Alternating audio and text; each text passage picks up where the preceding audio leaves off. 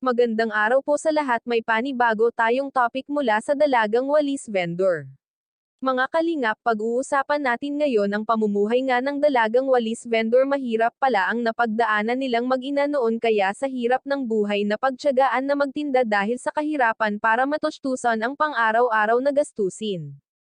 Kaya tiniis na lamang ng dalaga ito, subalit ngayon ay may matinding problemang pasan-pasan nga itong dalagita na si Rose Ann. May sakit nga itong kanyang ina. Sa ngayon nga ay pabalik-balik na sa doktor para makapagpa-check up sa kalagayan ng kanyang ina.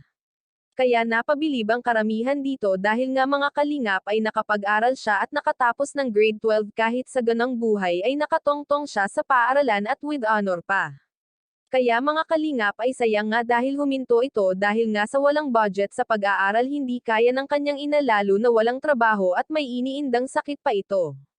Kaya napagtanto ng mga kalingap na kailangan matulungan ang mag-ina. Sabi nga rin na hindi hadlang ang kahirapan sa pag-aaral ni Rose Ann, kaya nais pa nitong makapag-aral at para maging maayos ang kalagayan nilang mag-ina. Maraming salamat po, pakisuportahan po Val Santos Matubang at Kalingap Rab Channel at sa aking YouTube channel. Please like, share, subscribe and comment ng inyong mga opinyon. Thank you and God bless.